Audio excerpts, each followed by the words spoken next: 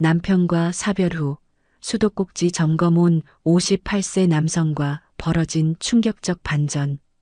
주위 사람들은 저의 재혼을 많이 반대했습니다. 제가 남편에게서 겪었던 모진 수모들을 고스란히 봤던 사람들이었기 때문이었죠. 하지만 지금의 저는 그 사람들의 걱정과는 반대로 가고 있어요. 저는 오히려 더 행복하게 지내고 있습니다. 저의 이야기가 궁금하신가요?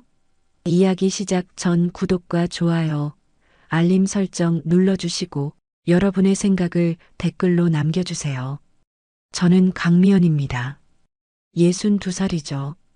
35년간 결혼 생활을 했는데 사실 행복했다고 말하기엔 좀 어려웠어요. 남편은 항상 저를 지적하는 사람이었거든요.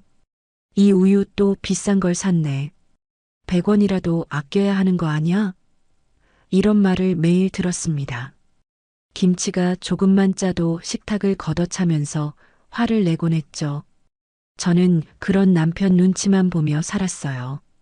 저희 엄마가 결혼은 참는 거야라고 하셨던 말씀을 그대로 믿고 살았습니다. 그런데 2년 전 남편이 암 판정을 받았어요. 6개월 만에 세상을 떠났죠. 장례식 때 사람들이 많이 그리울 거야라고 위로해 주시는데 솔직히 저는 슬프지 않았어요. 오히려 마음이 편해지는 느낌이었습니다. 이런 제 마음에 더 놀랐죠.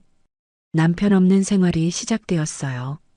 처음엔 혼자 밥 먹는 것도 어색했는데 점점 익숙해졌습니다. 아무도 제게 잔소리하지 않으니까 마음이 한결 가벼워졌어요. 그런데 그날 아침 주방 싱크대에서 뚝뚝 떨어지는 물소리가 났습니다. 처음엔 그냥 두었는데 계속 새니까 신경이 쓰였어요. 혼자 고쳐보려고 했지만 도저히 안 되겠더라고요. 관리실에 전화를 걸었습니다. 배관 수리 기사님 보내주세요. 이 작은 전화 한 통이 제 인생을 바꿀 줄은 그때 전혀 몰랐어요. 관리실에서 오늘 오후에 기사님 보내드릴게요라고 하더군요. 저는 그냥 수도만 고치면 되는 줄 알았습니다. 하지만 그 고장난 수도가 제 고장난 마음까지 고쳐줄 사람을 데려올 줄은 상상도 못했죠. 오후 내내 집안일을 하면서 기사님을 기다렸어요. 언제 올지 모르니까 계속 신경이 쓰였습니다. 그런데 저녁 무렵부터 비가 오기 시작했어요. 이런 날씨에 오실까? 하고 걱정하고 있는데 초인종이 울렸습니다. 제가 문을 열어보니 작업복을 입은 50대 후반 남자분이 서 계시더군요. 비에 젖은 머리카락, 정중하지만 무뚝뚝한 표정이었어요. 배관 수리 나온 조태수입니다. 그분이 인사를 하시는데 목소리가 참 차분했습니다. 저는 네, 들어오세요라고 했어요. 그때만 해도 단순히 수도만 고치고 가실 분이라고 생각했죠. 하지만 조태수 씨가 제 집에 들어오는 순간 뭔가 다른 느낌이 들었어요. 오랫동안 혼자 있던 집에 낯선 남자가 들어오니까 어색하면서도 묘하게 설렜습니다. 태수 씨가 신발을 벗고 들어오는 모습을 보니까 참 정중한 분이라는 생각이 들었어요. 싱크대가 어디 있나요? 라고 물어보는데 목소리가 부드럽더군요. 저는 주방으로 안내하면서 여기에요. 계속 새서 물통을 받아놨거든요 라고 말했습니다. 태수 씨가 하부장을 열고 들여다보는데 저는 옆에서 지켜보고 있었어요. 그런데 안이 너무 어두우니까 잘 안 보이는 것 같았습니다. 손전등이 있으면 좀 비춰주겠어요? 라고 하더군요. 저는 서둘러 손전등을 가져왔어요. 그리고 태수 씨 옆에 앉아서 불빛을 비춰드렸습니다. 이상하게도 마음이 두근거렸어요. 오랜만에 누군가와 이렇게 가까이 앉아 있으니까 낯설었죠. 태수 씨가 배관을 만지는 모습을 보는데 손이 참 크고 투박했어요. 그런데 그 손등에 깊은 흉터가 있는 게 눈에 들어왔습니다. 궁금해서 다치신 거예요? 라고 물어봤죠.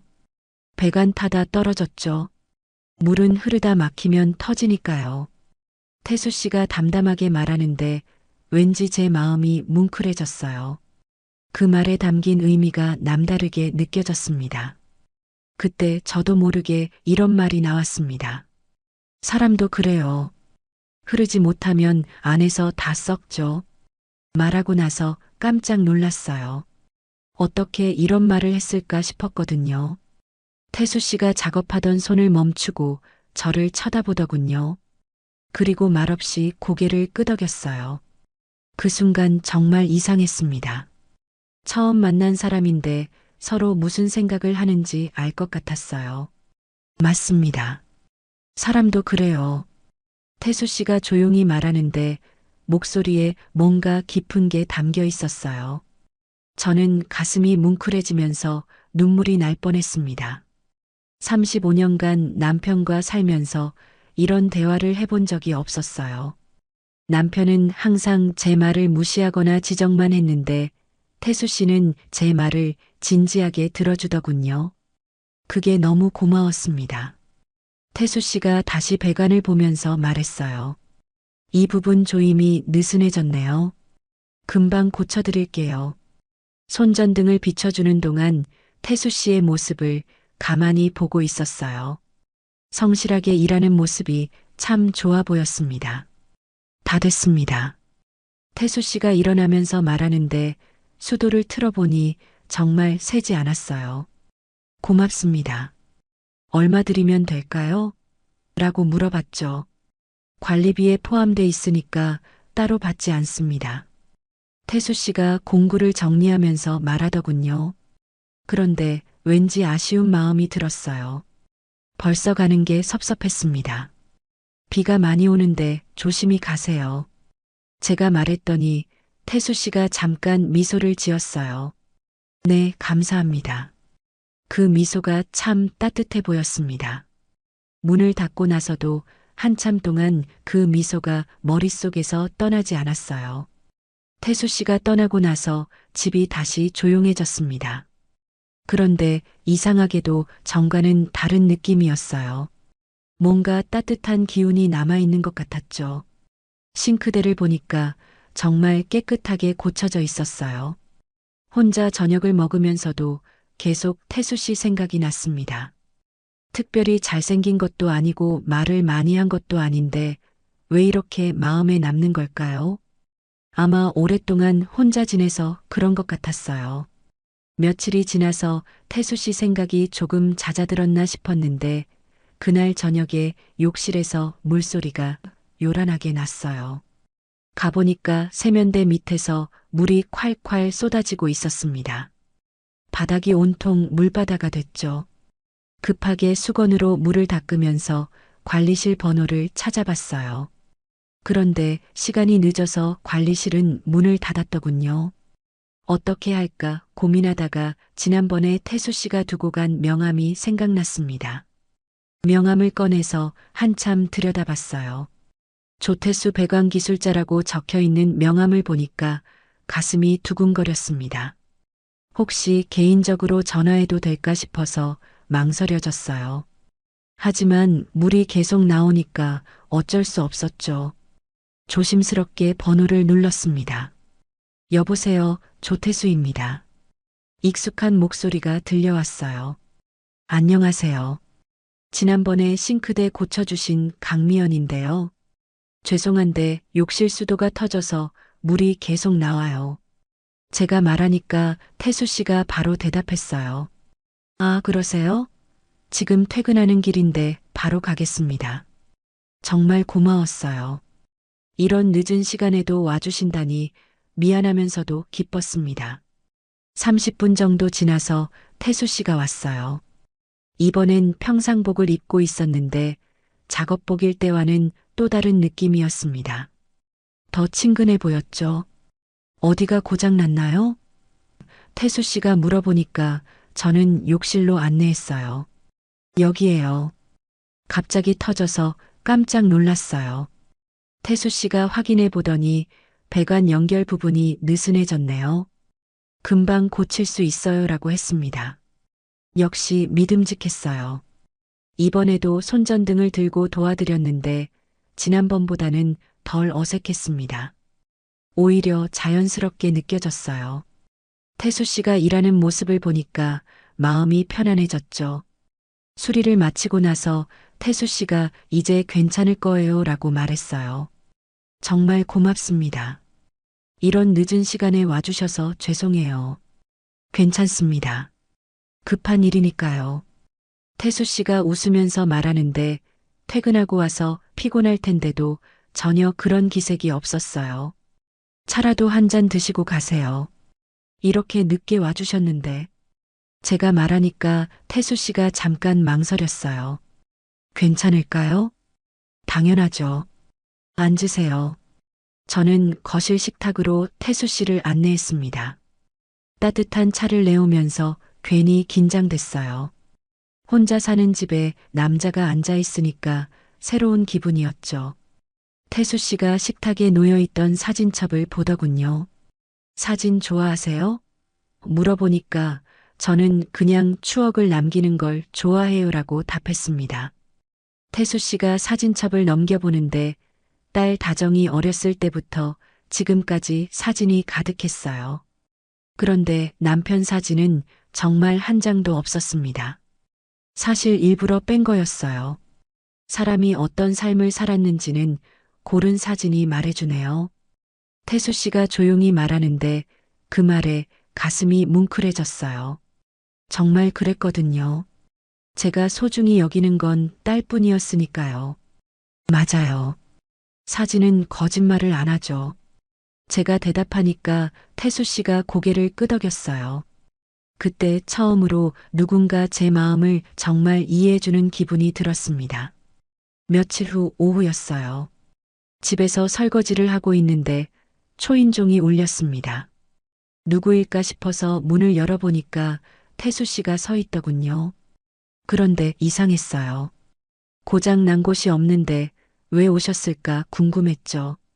더 놀라운 건 태수 씨 손에 작은 화분이 들려 있었다는 거예요. 빨간 장미가 예쁘게 피어 있는 화분이었습니다. 태수 씨, 웬일이세요? 수도 다시 한번 체크해 드리려고요. 지난번에 장미 좋아하신 것 같아서요. 태수 씨가 화분을 내밀면서 말하는데 얼굴이 조금 빨개져 있었어요. 부끄러워하는 모습이 귀여웠습니다. 사실 지난번에 제가 베란다에 있는 시든 장미를 보면서 꽃이 있으니까 집이 살아있는 것 같다고 말했거든요. 그걸 기억하고 있었다니 정말 놀랐어요. 어머, 이걸 왜? 저는 당황해서 어쩔 줄 모르겠더군요. 결혼하고 35년 동안 꽃 선물을 받아본 적이 없었거든요. 남편은 꽃을 사주는 건 돈 낭비라고 생각하는 사람이었어요. 예뻐요. 정말 고맙습니다. 화분을 받아들면서 가슴이 뭉클해졌어요. 이런 작은 배려가 이렇게 감동적일 줄 몰랐습니다. 들어오세요. 차라도 한 잔 드시고 가세요. 제가 말하니까 태수 씨가 괜찮을까요? 라고 물어봤어요. 당연하죠. 이렇게 예쁜 선물까지 주셨는데. 거실에 앉아서 차를 마시는데 장미화분을 식탁 가운데 놓으니까 집 분위기가 완전히 달라졌어요. 화사해지고 따뜻해진 기분이었습니다. 정말 수도 점검하러 오신 거예요? 제가 웃으면서 물어보니까 태수 씨도 웃었어요. 반반이요. 점검도 하고 안부도 궁금하고. 그 말에 가슴이 또 두근거렸어요. 저를 궁금해한다니 믿어지지 않았습니다. 저 같은 할머니를 왜 궁금해하세요? 할머니라니요. 아직 젊으신데. 태수 씨가 진지하게 말하니까 얼굴이 화끈거렸어요. 오랫동안 여자 취급을 받아본 적이 없었거든요.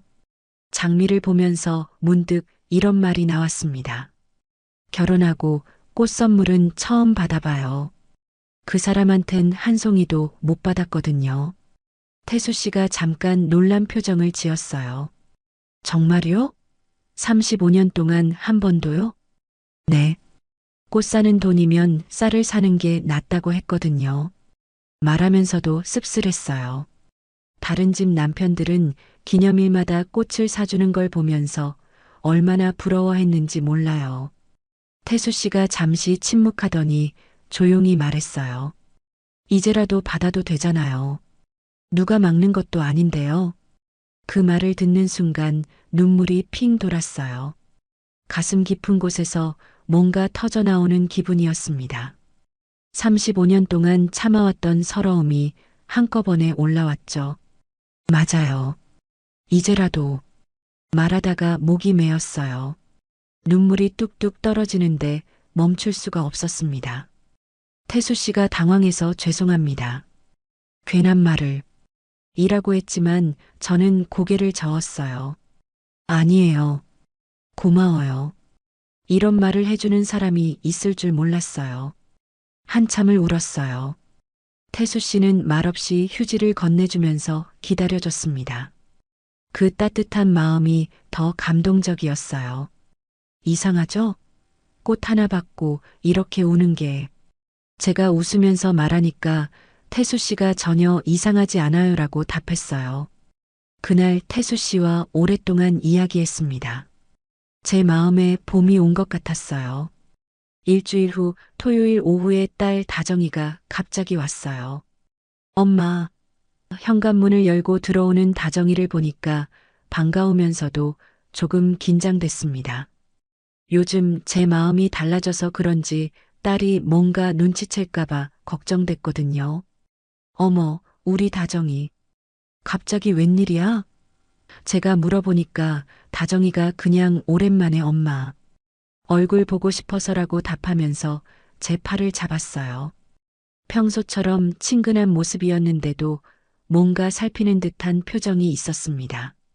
거실에 앉은 다정이가 식탁 위 장미화분을 보더군요. 와, 엄마 이 꽃 진짜 예쁘다. 언제 사셨어요? 응, 얼마 전에 샀어. 거짓말을 하면서도 얼굴이 화끈거렸어요. 다정이는 어렸을 때부터 눈치가 빨랐거든요. 다정이가 장미를 만지면서 말했어요. 엄마가 꽃을 사시다니 신기해. 예전에 아빠가 돈 아깝다고 하셔서 못 사셨잖아요. 그때 다정이가 전화기 옆에 놓인 태수 씨 명함을 발견했습니다. 엄마, 이건 뭐야? 조태수 배관기술자? 순간 가슴이 철렁했어요. 아, 그냥 수도 고장나서 온 기사님 명함이야. 그런데 엄마 요즘 되게 좋아 보이세요. 다정이가 제 손을 잡으면서 말하더군요. 얼굴에 생기가 도는 것 같아. 뭔가 달라졌어요. 그런가? 그냥 날씨가 좋아서 그런가 봐. 제가 얼버무리니까 다정이가 더 관심 있는 눈빛을 보냈어요. 엄마, 혹시 요즘 누가 우리 집에 오세요? 다정이가 살살 물어보는데 더 이상 숨길 수가 없겠더군요. 한참을 망설이다가 말했어요. 그 배관 기사님이 가끔 오셔. 수도 점검도 해주시고. 엄마 혹시 다정이가 제 손을 꼭 잡으면서 말했어요. 그분하고 친해지신 거예요? 저는 고개를 숙이고 있을 수밖에 없었습니다. 다정이가 한숨을 쉬더군요. 엄마, 아빠 돌아가신 지 얼마 안 됐는데. 다정이 목소리에 걱정이 섞여 있었어요. 너무 빠른 것 같아요. 다정아. 제가 딸 손을 잡으면서 조용히 말했어요. 엄마 이야기 좀 들어줄래? 다정이가 고개를 끄덕였어요. 네, 말씀하세요. 너는 내 아빠의 좋은 모습만 봤어. 하지만 엄마는 35년 동안 말하다가 목이 메었어요. 정말 힘들었거든. 엄마. 다정이가 제 손을 더 꼭 잡았어요. 내 나이만큼 엄마가 참았단다. 33년을 참고 살았어. 그 사람 없이 살아보니까 처음으로 사람답게 숨쉬는 기분이었어. 다정이가 놀란 표정을 지었어요. 엄마가 그렇게 힘드셨는지 몰랐어요. 엄마도 사람이야, 다정아. 행복할 권리가 있어. 제가 딸을 바라보면서 말했어요. 다정이가 한참 생각하더니 말했어요. 그분은 어떤 분이세요? 엄마한테 잘해주세요? 응, 정말 좋은 사람이야. 엄마를 존중해주거든. 제 목소리에 따뜻함이 담겼어요. 엄마가 행복해 보이긴 해요. 다정이가 웃으면서 말했어요. 근데 아직은 좀 어색해요. 시간이 필요할 것 같아. 그래, 천천히 생각해봐. 엄마도 갑작스러운 거 알아. 제가 다정히 머리를 쓰다듬었어요. 엄마, 그래도 조심하세요. 엄마가 다치는 건 싫거든요. 다정이가 걱정스러운 표정으로 말했어요. 고마워, 다정아. 엄마 딸이라서. 제가 다정이를 꼭 안았어요. 다정이가 일어나면서 말했어요. 엄마, 저 이제 갈게요. 생각할 시간 좀 주세요. 그래, 다정아. 안전하게 들어가. 제가 현관까지 배웅하면서 말했어요. 엄마, 그래도 너무 성급하게 하지는 마세요. 약속해요? 다정이가 제 손을 잡으면서 말했어요. 알았어. 엄마가 조심할게. 제가 대답하니까 다정이가 볼에 뽀뽀를 해줬어요.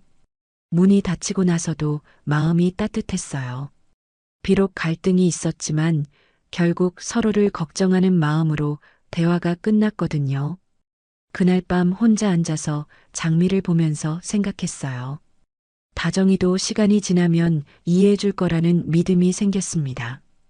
그리고 처음으로 제 마음을 솔직하게 말한 것도 후회되지 않았어요.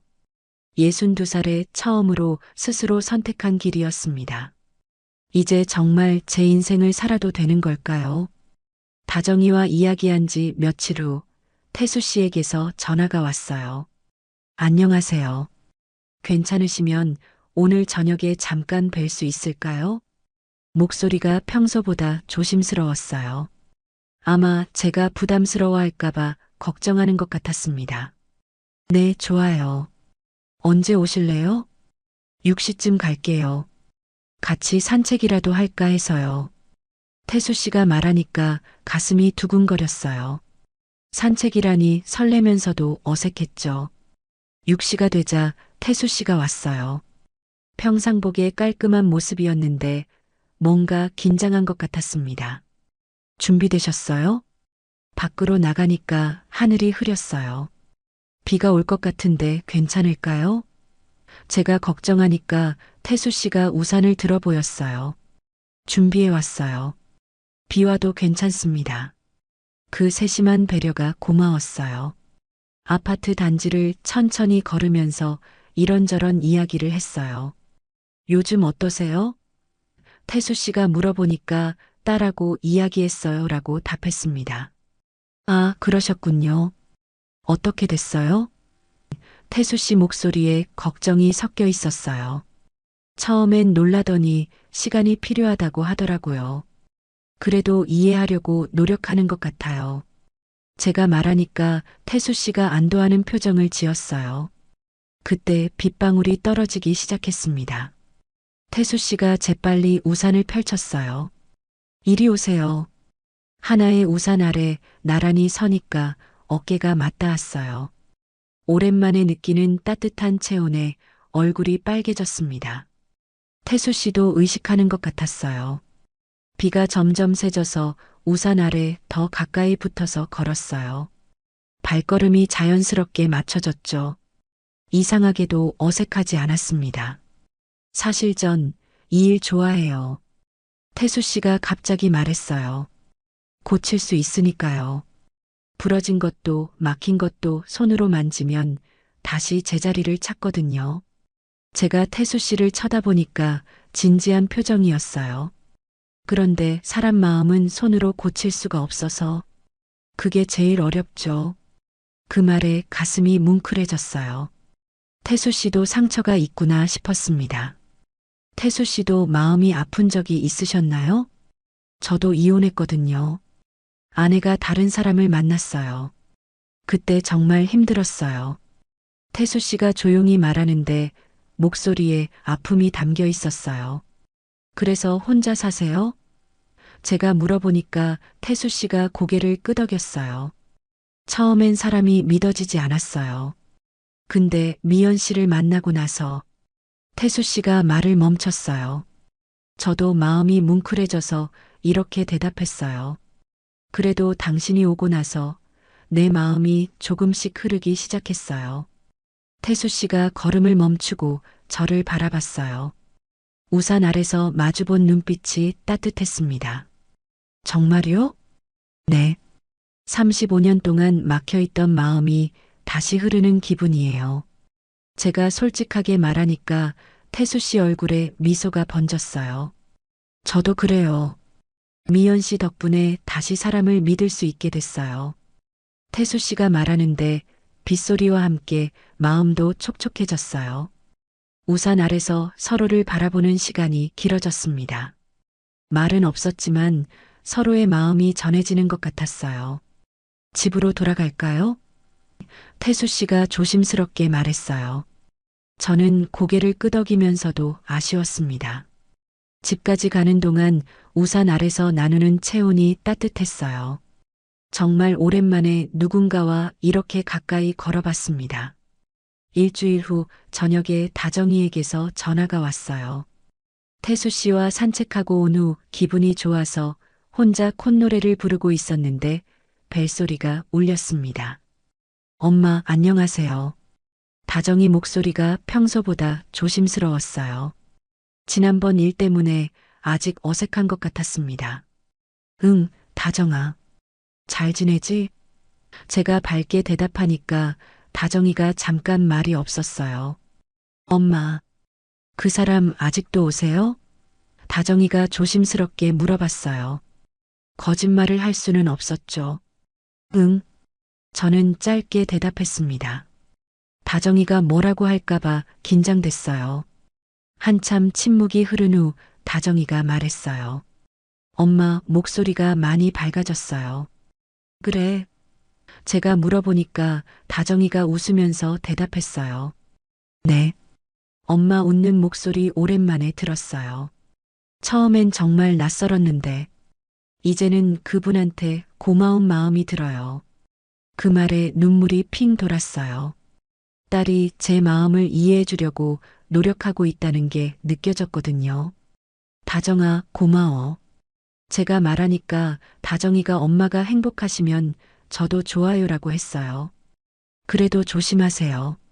너무 서두르지 마시고. 다정이가 걱정스럽게 말하니까 알았어. 엄마가 조심할게라고 약속했습니다. 전화를 끊고 나서 마음이 한결 가벼워졌어요. 딸의 축복까지는 아니어도 이해받는다는 기분이었죠. 그날 저녁 태수 씨에게 전화를 걸었어요. 태수 씨, 시간 있으시면 저녁 같이 드실래요? 집에서요. 정말요? 괜찮을까요? 태수 씨가 놀란 목소리로 물어봤어요. 네, 오랜만에 제대로 된 밥상을 차리고 싶어서요. 제가 말하니까 태수 씨가 기뻐했어요. 그럼 7시쯤 갈게요. 뭔가 가져갈까요? 아니에요. 그냥 오세요. 저는 설레는 마음으로 준비를 시작했어요. 35년 만에 진심으로 누군가를 위해 밥상을 차리는 기분이었습니다. 마트에 가서 신선한 재료들을 골랐어요. 태수 씨가 좋아할 만한 음식들을 생각하면서요. 김치찌개, 불고기, 시금치나물, 계란말이까지 정성스럽게 만들었어요. 식탁에 하나씩 놓으니까 집안이 따뜻해지는 것 같았습니다. 7시 정각에 태수 씨가 왔어요. 와, 정말 맛있어 보이네요. 태수 씨가 감탄하면서 말하니까 뿌듯했어요. 앉으세요. 입에 맞을지 모르겠네요. 제가 말하니까 태수 씨가 미연 씨가 해주신 음식이면 다 맛있을 거예요 라고 했어요. 태수 씨가 묵묵히 자리에 앉았어요. 오랜만에 차려진 식탁 앞에서 두 사람이 마주 앉으니까 새로운 기분이었습니다. 잘 먹겠습니다. 태수 씨가 정중하게 인사하고 젓가락을 들었어요.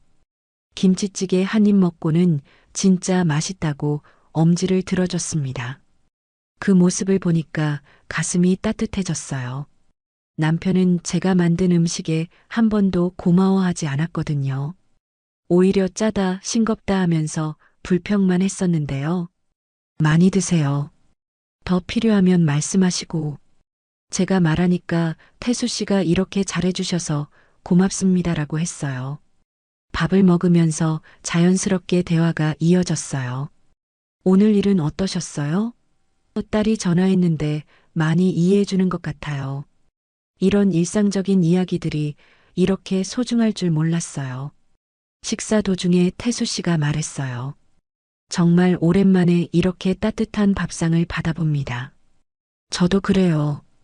정말 오랜만에 누군가와 함께 먹는 저녁이에요. 제가 대답하니까 태수 씨가 고개를 끄덕였어요. 그때 서로 눈이 마주쳤는데 둘 다 웃음이 나왔어요. 어색하지 않은 자연스러운 웃음이었습니다. 정말 오랜만에 마음에서 우러나는 웃음을 지었어요. 2달 후 저는 큰 결심을 했어요. 그 아파트를 떠나기로 한 거죠. 35년 동안 살았던 집이지만 너무 많은 아픈 기억들이 있었거든요. 새로운 시작을 위해서는 새로운 공간이 필요했습니다. 작은 오피스텔을 구했어요. 넓지는 않지만 햇빛이 잘 들고 깔끔한 곳이었습니다. 태수 씨에게 이사 이야기를 했더니 도와드릴게요라고 하더군요. 이사 당일 태수 씨가 일찍 와서 짐을 옮기는 걸 도와줬어요. 생각보다 짐이 많지 않았습니다. 35년의 세월 중에서 정말 소중한 것들만 골라냈거든요. 새 집에 도착해서 짐을 정리하는데 태수 씨가 주방을 살펴보더군요. 수도 상태를 한번 볼게요. 새 집이니까 점검이 필요해요. 고마워요. 역시 전문가가 있으니까 든든하네요. 제가 말하니까 태수 씨가 웃었어요. 싱크대를 확인하던 태수 씨가 이거 조금 느슨하네요 라고 말했어요. 역시 전문가의 눈은 다르더군요. 공구를 꺼내서 조이고 있는 태수 씨를 보니까 처음 만났던 날이 생각났어요. 그때는 단순히 수도만 고치러 온 기사님이었는데 이제는 제 인생에서 가장 소중한 사람이 되었죠. 다 됐어요. 태수 씨가 수도를 틀어보니까 깨끗한 물이 시원하게 나왔어요. 이젠 새 수도도 새 시작도 잘 흐를 거예요. 그 말에 가슴이 뭉클해졌어요. 저는 태수 씨 옆에 서서 대답했습니다. 내 인생도 이제야 물길이 제대로 잡히는 것 같아요. 태수 씨가 저를 바라보면서 웃었어요. 미연 씨, 새 출발 축하해요. 태수 씨 덕분이에요. 정말 고마워요. 제가 말하니까 태수 씨가 제 손을 살짝 잡았어요. 그날 저녁 새 집에서 태수 씨와 함께 치킨을 시켜 먹었어요. 아직 식탁도 제대로 못 놓은 상황에서 바닥에 앉아서 먹는 치킨이 이렇게 맛있을 줄 몰랐습니다. 새 집 어때요? 태수 씨가 물어보니까 아직 낯설지만 기분은 좋아요라고 답했어요. 창밖으로 보이는 풍경도 새로웠어요. 예전 집에서는 맞은편 아파트만 보였는데 여기서는 작은 공원이 보였습니다. 아이들이 뛰어노는 모습을 보니까 마음이 밝아졌어요. 미연 씨, 용기 내서 이사한 거 정말 잘하셨어요. 태수 씨가 진심으로 말하니까 뿌듯했어요. 며칠 후 다정이가 새 집에 왔어요. 엄마, 여기 정말 좋네요. 깔끔하고 밝아요. 그치? 엄마도 마음에 들어. 제가 웃으면서 말하니까 다정이도 웃었어요. 엄마, 그 태수 씨라는 분하고 잘 되시는 것 같아요. 엄마 표정이 완전히 달라졌어요. 다정이가 말하니까 얼굴이 빨개졌어요. 너도 이제 인정해 주는 거야? 제가 물어보니까 다정이가 고개를 끄덕였어요. 엄마가 행복해 보이세요. 그게 제일 중요한 것 같아요. 딸의 축복을 받으니까 마음이 완전히 편해졌습니다. 그날 밤 새 침대에 누워서 생각해 봤어요. 남편과의 결혼은 정말 고장난 수도관 같았습니다. 끊임없이 새고 아무리 손봐도 터지기만 했죠. 매일 물통을 받아내야 했고 언제 또 터질지 몰라서 늘 불안했어요. 하지만 그걸 고쳐준 사람은 공구함을 든 평범한 남자였습니다. 태수 씨가 제 인생의 밸브를 다시 열어준 사람이에요. 35년 동안 막혀있던 감정들이 이제야 자유롭게 흐르기 시작했어요. 새집 싱크대에서 나오는 깨끗한 물소리를 들으면서 생각했습니다. 이 물줄기는 이제 멈추지 않을 것 같아요. 제 인생도 이제 막힘없이 흘러갈 것 같습니다. 남편과 사별한 형수와 남편의 동생과의 충격 사연. 딸이 저에게 화를 냈습니다. 이게 말이 되냐면서 말이죠. 맞습니다. 저는 지금 넘을 수 없는, 넘어서는 안 되는 선을 넘은 것입니다. 그 선을 넘었을 때도 저는 여러 가지 감정 속에 휘말렸습니다. 죄책감과 안도감, 욕망과 외로움이 서로 모습을 드러내기 바빴죠. 특히나 외로움이라는 감정 때문에 정신을 차릴 수가 없었던 것 같습니다. 제가 무슨 할 말이 있겠어요. 이야기 시작 전 구독과 좋아요, 알림 설정 눌러주시고 여러분의 생각을 댓글로 남겨주세요. 저는 김유진입니다. 올해 63이죠. 지금도 그날 밤을 기억합니다. 남편 우진이 갑자기 쓰러진 날 말입니다. 병원에서 3시간을 기다렸지만 의사는 고개를 저었습니다. 뇌출혈이었습니다. 너무 갑작스러웠죠. 장례식장에서 저는 한 번도 울지 못했습니다. 사람들이 와서 위로의 말을 건네도 고개만 끄덕일 뿐이었습니다. 마치 제 감정이 얼어붙은 것 같았습니다. 남편의 아버지께서 제 어깨를 토닥이며 말씀하셨습니다. 유진아, 울어도 괜찮다. 하지만 저는 울 수가 없었습니다. 눈물이 나오지 않았습니다. 그저 텅 빈 느낌만 있었습니다. 그때였습니다. 영안실 문이 조용히 열렸습니다. 키 큰 남자가 들어왔습니다. 한참을 바라보다가 깨달았습니다. 정우였습니다. 남편의 동생 정우 말입니다. 3년 만에 보는 얼굴이었습니다. 형수님 저예요, 정우입니다. 목소리가 많이 변했습니다. 더 낮아졌고 더 조용해졌습니다. 저는 그를 바라보며 말했습니다. 도련님, 오셨군요. 정우는 형의 영정 앞에 무릎을 꿇고 앉았습니다. 고개를 깊이 숙였습니다. 어깨가 떨리고 있었습니다. 형님, 마지막엔 제 전화도 안 받으셨더라고요. 그의 목소리에서 후회가 묻어났습니다. 저는 그때서야 알았습니다. 남편이 마지막 몇 달 동안 정우와 연락을 끊었다는 것을 말입니다. 형제 사이에 무슨 일이 있었는지 저는 몰랐습니다. 남편은 그런 이야기를 하지 않았습니다. 형님, 죄송합니다. 정말 죄송합니다. 정우가 중얼거리며 고개를 숙였습니다. 저는 그 모습을 보며 처음으로 가슴이 아팠습니다. 남편도 죽기 전에 후회했을 것 같았습니다. 동생과 화해하지 못한 것을 말입니다. 장례식이 끝나고 사람들이 모두 돌아간 후 정우와 저는 마주 앉았습니다. 긴 침묵이 흘렀습니다. 정우가 먼저 입을 열었습니다. 형수님, 혼자 계시기 힘드시겠어요? 저는 고개를 저었습니다. 괜찮습니다. 남편이 운영하던 요양병원 관사에서 지내고 있어요. 그 큰 집에서 혼자세요? 네. 하지만 괜찮습니다. 정우는 걱정스러운 표정을 지었습니다. 마치 제가 혼자 견딜 수 없을 것 같다는 표정이었습니다. 저는 그런 시선이 불편했습니다. 저는 혼자서도 충분히 살 수 있는 사람이었습니다. 가끔 안부 여쭈어 봐도 될까요? 정우의 질문에 저는 잠시 망설였습니다. 그리고 고개를 끄덕였습니다. 그러세요. 그날 밤 저는 빈 집으로 돌아왔습니다. 남편의 흔적들이 곳곳에 남아 있었습니다. 의사 가방, 청진기, 그리고 그가 즐겨 읽던 의학 서적들 말입니다. 저는 그것들을 치우지 않았습니다. 치울 수가 없었습니다.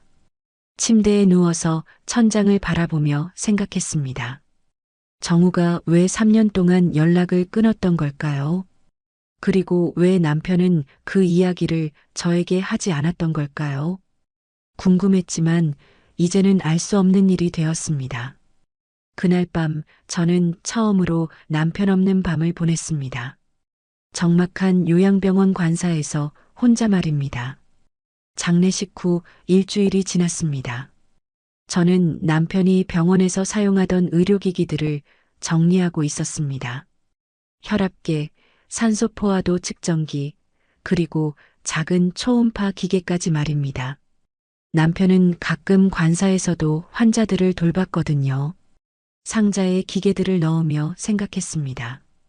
이제 이 집에서 의료기기의 소리를 들을 일은 없겠구나. 삐삐하는 혈압계 소리도, 윙윙거리는 초음파 소리도 말입니다. 묘하게 적막했습니다. 그때 초인종이 울렸습니다. 딩동, 딩동. 누가 올지 예상도 못했는데 말입니다. 문을 열어보니 정우가 서 있었습니다. 손에는 작은 공구 가방을 들고 있었습니다. 형수님, 기기 반납 도와드릴게요. 형님이 쓰시던 물건이라. 목소리가 조심스러웠습니다. 마치 제가 거절할까봐 걱정하는 것 같았습니다. 저는 고개를 끄덕였습니다. 들어오세요, 도련님. 정우가 거실로 들어왔습니다. 그리고 바닥에 놓인 의료기기들을 바라봤습니다. 잠시 멈춰서더니 말했습니다. 형님이 정말 많이 일하셨네요. 네. 새벽에도 환자가 오시면 진료하셨어요. 정우는 조용히 고개를 끄덕였습니다. 그리고 무릎을 꿇고 앉아서 기계들을 하나씩 살펴봤습니다. 마치 남편의 흔적을 읽으려는 것 같았습니다. 이 혈압계, 형님이 대학병원 다닐 때부터 쓰던 거네요. 그런가요? 네. 제가 의대생일 때 형님이 사주신 거예요. 저는 그때서야 알았습니다. 정우도 의사라는 것을 말입니다. 남편은 그런 이야기를 한 번도 하지 않았습니다. 형제가 같은 길을 걷고 있었다는 것을 말입니다. 정우가 기계를 상자에 넣기 시작했습니다. 저도 옆에서 도왔습니다. 그때였습니다. 산소 포화도 측정기를 집으려던 순간 저희 손이 스쳤습니다. 따뜻했습니다. 정우의 손이 말입니다. 남편의 손과는 다른 온기였습니다. 더 부드럽고 더 조심스러웠습니다. 저는 순간 가슴이 두근거렸습니다. 이상했습니다. 왜 이런 기분이 들까요? 죄송합니다. 정우가 먼저 손을 뺐습니다. 얼굴이 약간 붉어진 것 같았습니다. 저도 당황스러웠습니다. 이런 상황이 어색했습니다. 괜찮습니다. 저는 아무렇지 않은 척 말했습니다. 하지만 마음은 그렇지 않았습니다. 뭔가 흔들리고 있었습니다. 남편이 죽은 지 일주일밖에 안 됐는데 말입니다. 정우가 기계들을 정리하는 동안 저는 그의 모습을 지켜봤습니다. 남편과 닮은 부분이 있었습니다. 손놀림이 비슷했고 집중할 때의 표정도 비슷했습니다. 하지만 다른 점도 많았습니다. 더 섬세하고 더 조심스러웠습니다. 다 정리됐습니다. 정우가 상자를 들어 올리며 말했습니다. 생각보다 무거워 보였습니다. 저는 말했습니다. 무겁지 않으세요? 괜찮습니다. 이 정도는. 그때 정우가 갑자기 멈춰 섰습니다. 상자를 내려놓더니 중얼이듯 말했습니다. 형님한테 마지막으로 하고 싶었던 말이 아직도 남아 있어요. 목소리에 후회가 묻어났습니다. 저는 그 말을 들으며 가슴이 아팠습니다. 정우도 남편만큼이나 고통스러워하고 있었습니다. 어떤 말이었는데요? 저도 모르게 물어봤습니다. 정우는 잠시 망설이더니 말했습니다. 죄송하다는 말이요. 그리고 사랑한다는 말. 그 순간 공기가 무거워졌습니다. 정우의 눈에서 눈물이 흘렀습니다. 저는 뭐라고 말해야 할지 몰랐습니다. 그저 바라볼 수밖에 없었습니다. 정우가 다시 상자를 들어 올렸습니다. 그리고 말했습니다. 그럼 이만 가보겠습니다. 조심히 가세요, 도련님. 정우가 문을 나서며 뒤돌아봤습니다. 마치 뭔가 더 말하고 싶은 표정이었습니다. 하지만 결국 아무 말도 하지 않고 떠났습니다. 저는 그가 차를 타고 떠나는 모습을 창문 너머로 오래도록 바라봤습니다. 가슴 한쪽이 이상하게 따뜻했습니다. 동시에 죄책감도 들었습니다. 남편이 죽은 지 얼마 안 됐는데 이런 기분을 느껴도 되는 걸까요? 49제가 끝났습니다. 마지막 절차까지 모두 마쳤습니다. 이제 정말로 남편을 보낼 시간이었습니다. 집으로 돌아가는 길 정우가 말했습니다.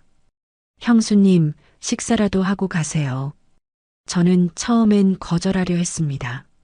하지만 집에 혼자 돌아가기가 두려웠습니다. 49일 동안 바쁘게 지내다가 갑자기 혼자가 되는 게 말입니다. 그러죠. 우리는 병원 근처 식당으로 갔습니다. 남편이 자주 가던 곳이었습니다. 아주머니가 저를 알아보셨습니다. 어머, 원장님 부인이시네요. 요즘 안 보이시더라. 아주머니의 얼굴이 어두워졌습니다. 소식을 들으신 모양이었습니다.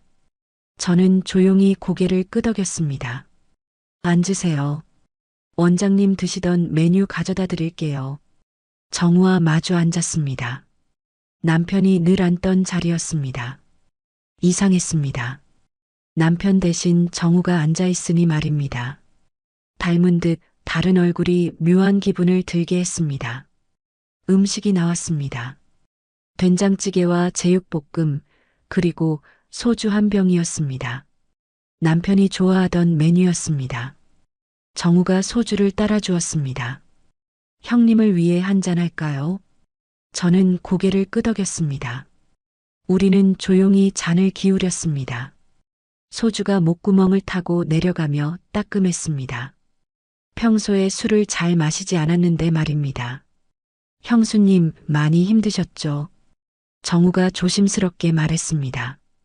저는 고개를 저었습니다. 괜찮습니다. 예상했던 일이에요. 예상하셨다고요? 네.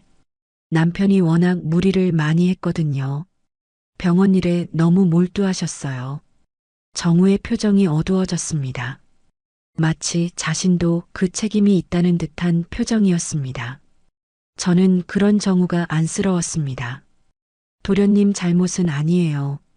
하지만 제가 형님과 연락을 끊지 않았다면 정우가 말을 잇지 못했습니다. 저는 궁금했습니다. 도대체 형제 사이에 무슨 일이 있었던 걸까요? 우리는 계속 잔을 기울였습니다. 2병째 소주를 시켰습니다. 점점 말이 많아졌습니다. 정우가 의대 시절 이야기를 했습니다. 남편과 함께 공부하던 이야기도 했습니다. 형님이 정말 자랑스러워 하셨어요. 형수님을 만나셨을 때 정우의 말에 제 가슴이 뭉클했습니다. 남편이 저를 어떻게 생각했는지 들을 수 있었습니다. 어떻게 자랑하셨는데요? 예쁘고 똑똑한 여자를 만났다고 매일 자랑하셨어요.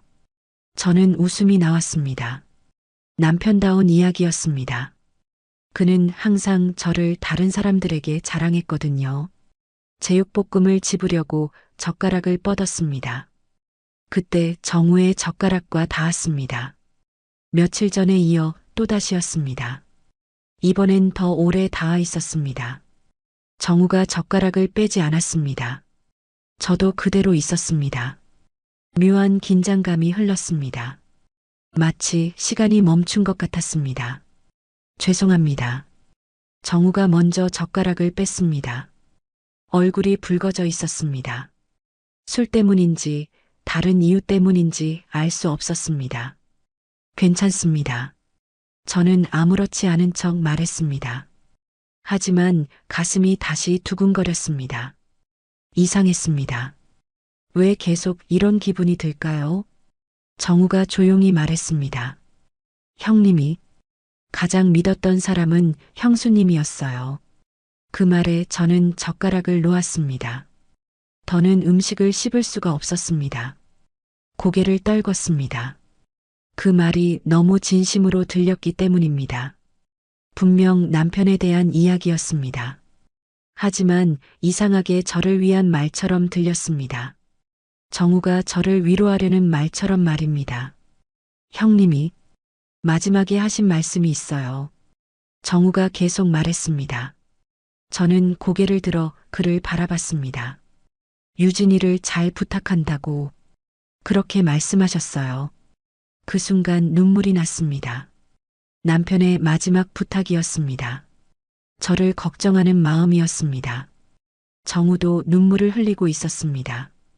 죄송합니다. 슬픈 이야기를 해서. 아니에요.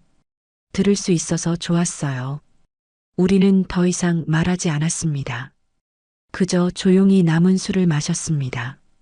마음이 복잡했습니다. 슬픔과 위로가 섞여 있었습니다. 식사가 끝나고 정우가 말했습니다. 오늘은 병원 게스트룸에서 묵겠습니다. 내일 서울로 올라가려고요. 그러세요. 집으로 돌아왔습니다. 평소라면 남편의 옷장을 열어서 그의 향기를 맡곤 했습니다. 하지만 그날 밤은 그러지 않았습니다. 왜인지 모르겠지만 그럴 기분이 아니었습니다. 침대에 누워서 천장을 바라봤습니다. 정우의 말들이 머릿속을 맴돌았습니다. 남편의 마지막 부탁도 그의 따뜻한 말들도 말입니다. 그리고 젓가락이 닿았던 순간도 계속 생각났습니다. 그 뒤로 며칠이 지났습니다. 정우는 서울로 올라갔다고 했는데 연락이 없었습니다. 저는 혼자 지내며 남편의 흔적들을 하나씩 정리했습니다. 책상 서랍, 옷장, 그리고 화분들까지 말입니다. 비가 내리기 시작했습니다. 장마철이었습니다. 빗소리가 적막한 집을 더욱 쓸쓸하게 만들었습니다. 창문 밖을 보며 차라도 한 잔 끓여 마시려던 참이었습니다. 그때 초인종이 울렸습니다. 이런 비 오는 날에 누가 올까요? 문을 열어보니 정우가 서 있었습니다. 온몸이 비에 젖어 있었습니다. 머리카락에서 빗물이 뚝뚝 떨어지고 있었습니다. 도련님, 왜 이런 날에? 형님이 좋아하시던 커피 원두 가져왔어요. 정우가 작은 봉지를 내밀었습니다. 비닐봉지까지 젖어 있었습니다. 얼마나 오래 비를 맞고 왔을까요? 어서 들어오세요. 감기 걸리겠어요. 정우가 현관에서 신발을 벗었습니다. 양말까지 젖어 있었습니다. 저는 마음이 아팠습니다. 이런 날씨에 왜 굳이 왔을까요? 수건 가져다 드릴게요. 저는 화장실에서 큰 수건을 가져왔습니다. 정우는 거실에서 젖은 셔츠를 벗고 있었습니다. 순간 당황했습니다. 남자의 몸을 보는 게 어색했습니다. 죄송합니다. 너무 젖어서. 괜찮습니다. 이거 입으세요. 저는 남편의 셔츠를 가져다 주었습니다. 정우가 입어보니 조금 컸습니다. 남편이 정우보다 덩치가 더 컸거든요. 젖은 셔츠를 건조대에 걸어주었습니다. 그리고 정우의 머리에 수건을 덮어주었습니다. 머리카락을 말려주려고 했는데 갑자기 가슴이 두근거렸습니다. 고맙습니다. 정우가 조용히 말했습니다.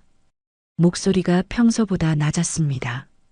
저는 손을 멈췄습니다. 이상한 분위기였습니다. 커피를 끓여주었습니다. 정우가 가져온 원두였습니다. 남편이 좋아하던 브랜드였습니다. 향기가 집안에 퍼졌습니다. 남편이 살아있을 때의 향기였습니다. 이 집, 혼자 계시기엔 너무 조용해요.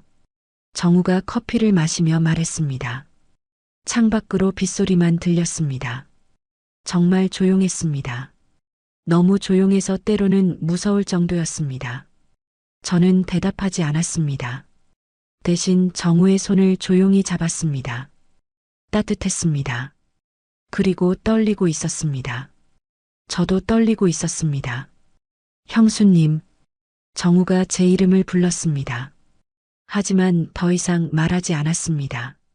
저도 말하지 않았습니다. 말할 필요가 없었습니다.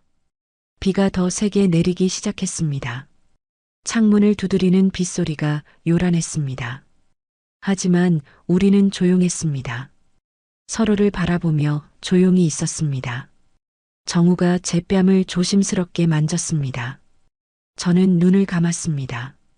남편이 죽은 지 2달밖에 안 됐는데도 말입니다. 이래도 되는 걸까요? 하지만 멈출 수 없었습니다. 너무 외로웠고 너무 그리웠습니다. 사람의 온기가 말입니다. 위로가 말입니다. 그날 밤 우리는 더 이상 말하지 않았습니다. 말 대신 숨결로 대화했습니다. 서로의 마음을 확인했습니다. 남편의 이름도 우리의 관계도 그 순간엔 모두 잊고 싶었습니다. 빗소리가 우리의 비밀을 지켜주는 것 같았습니다. 아무도 모르게 조용히 말입니다. 그 후로 며칠이 지났습니다. 정우와 저는 조심스럽게 만났습니다. 요양병원을 핑계로 말입니다. 환자들 살펴보러 왔다고, 형님이 하던 일을 도와드리려고 왔다고 했습니다.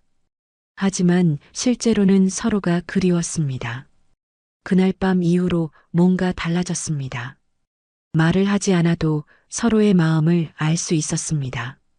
위험한 일이었지만 멈출 수 없었습니다. 그날도 정우가 병원에 왔습니다. 점심시간이었습니다. 직접 만든 도시락을 가져와서 함께 먹자고 했습니다. 요양병원 정문 앞 벤치에서 말입니다. 형수님, 오늘은 제가 해왔어요. 정우가 도시락을 내밀었습니다. 김밥과 계란말이가 들어있었습니다. 서툰 솜씨였지만 정성이 느껴졌습니다. 고맙습니다, 도련님. 저는 도시락을 받으며 미소를 지었습니다. 이런 일상이 행복했습니다. 누군가 저를 위해 음식을 해주는 것 말입니다. 그때였습니다. 뒤에서 익숙한 목소리가 들렸습니다.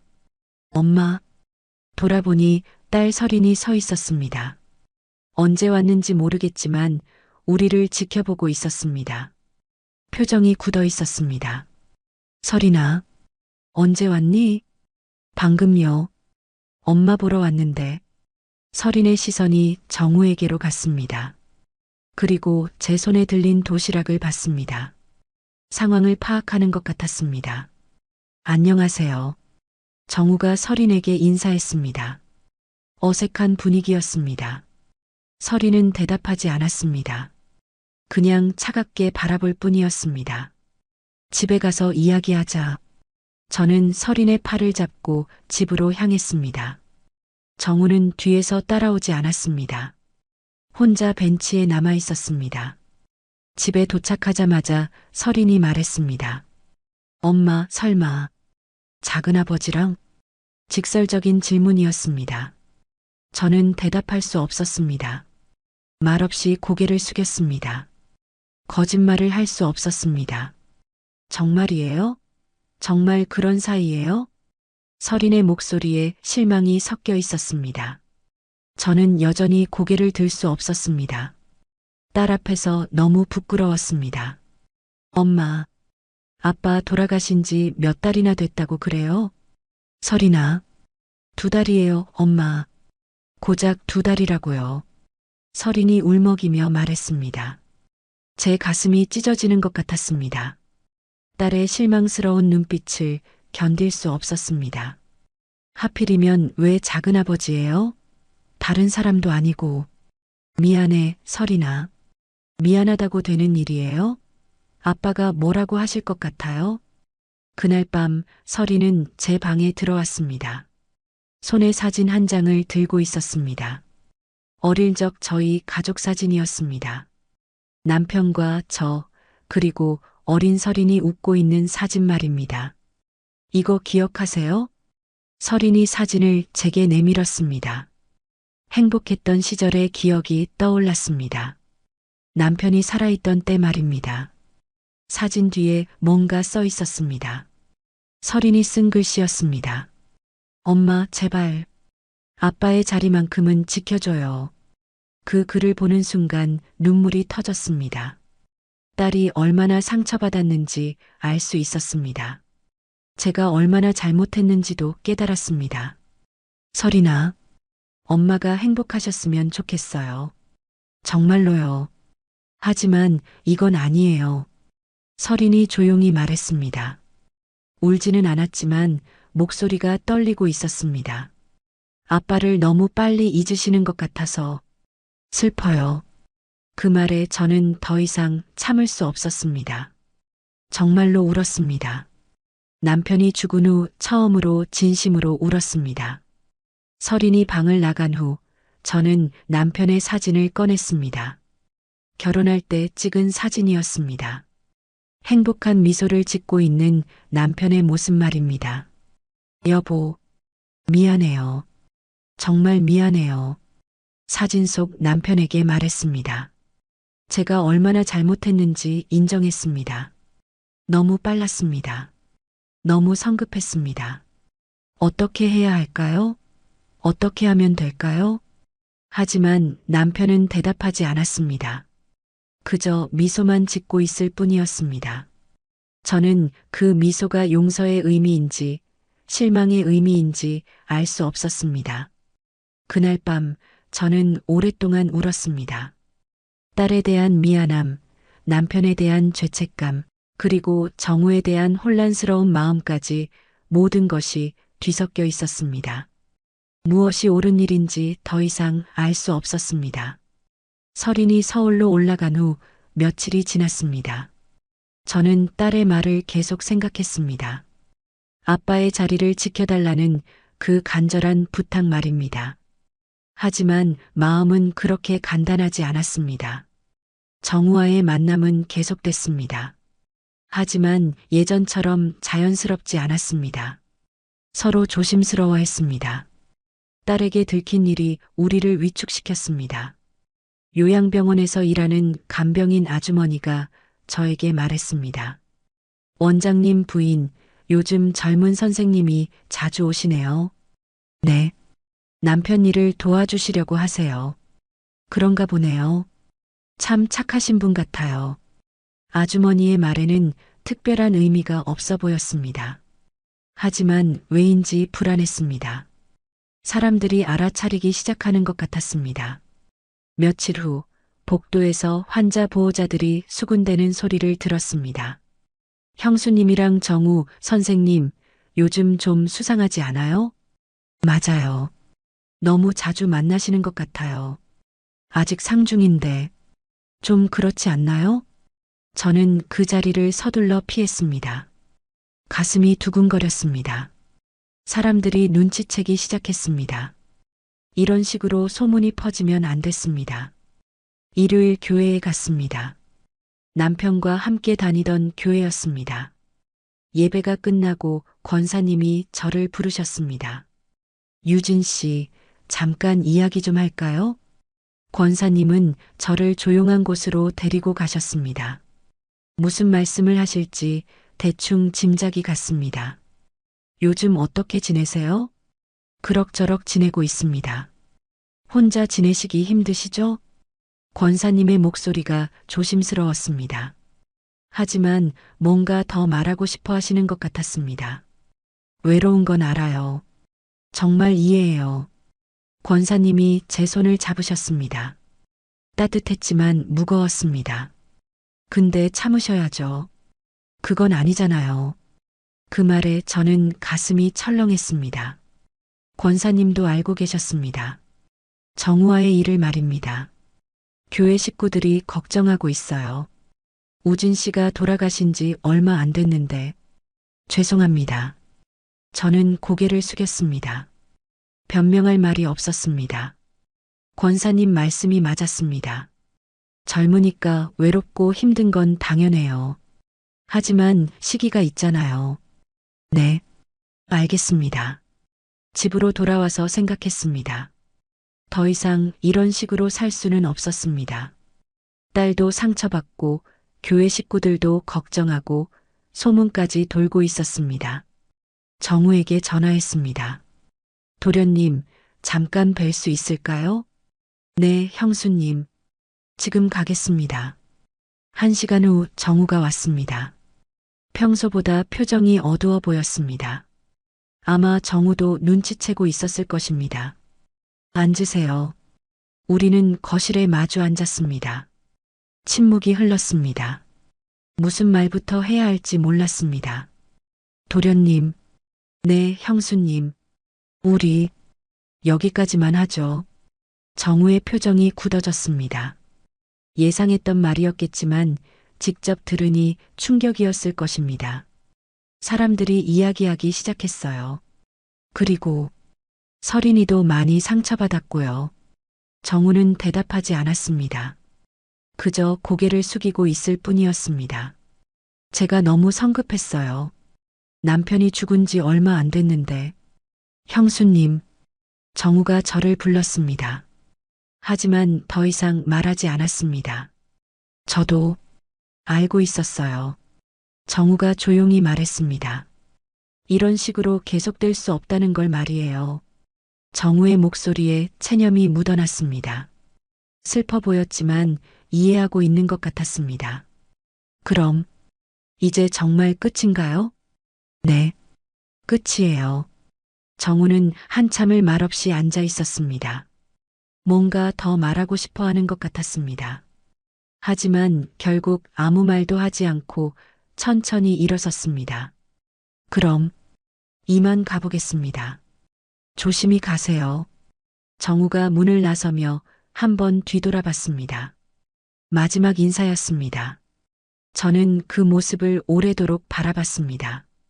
그날 이후 정우는 다시 나타나지 않았습니다. 전화도 오지 않았고 문자도 없었습니다. 깔끔하게 정리된 이별이었습니다. 하지만 마음은 그렇게 쉽게 정리되지 않았습니다. 가끔 정우 생각이 났습니다. 그의 따뜻한 손길이, 그의 다정한 목소리가 그리웠습니다. 그래도 이게 맞는 선택이었습니다. 딸을 위해서도, 남편을 위해서도, 그리고 저 자신을 위해서도 말입니다. 정우와 헤어진 후 한 달이 지났습니다. 요양병원 관사에서의 생활은 점점 힘들어졌습니다. 모든 곳에 기억이 남아 있었습니다. 남편의 기억, 그리고 정우와의 기억까지 말입니다. 거실에 앉을 때마다 정우가 젖은 셔츠를 벗던 모습이 떠올랐습니다. 부엌에서 차를 끓일 때마다 함께 커피를 마시던 기억이 났습니다. 모든 것이 고통스러웠습니다. 딸 서린도 자주 내려와서 저를 살폈습니다. 하지만 예전 같지 않았습니다. 조심스러워했고 어색했습니다. 제가 저지른 일 때문에 관계가 틀어진 것 같았습니다. 엄마, 여기서 계속 사실 거예요? 서린이 어느 날 물었습니다. 저는 대답하지 못했습니다. 사실 떠나고 싶었지만 갈 곳이 없었습니다. 서울로 오세요. 제 근처에서 사셔요. 고마워, 서린아. 하지만 아직도 그분 생각하세요? 서린의 직선적인 질문에 저는 할 말이 없었습니다. 사실이었습니다. 정우 생각을 완전히 지울 수는 없었습니다. 그날 밤 결심했습니다. 이 집을 떠나기로 말입니다. 남편의 향기가 남아있는 이 집에서 정우의 그림자가 어른거리는 이 공간에서 벗어나야 했습니다. 그래야 새로 시작할 수 있을 것 같았습니다. 서울 외곽을 돌아다니며 집을 구했습니다. 조용한 골목의 작은 원룸이었습니다. 요양병원 관사에 비하면 너무 작았지만 저에게는 딱 맞았습니다. 혼자 살기에 충분했습니다. 이삿짐은 많지 않았습니다. 남편의 물건들은 대부분 두고 왔습니다. 가져갈 수가 없었습니다.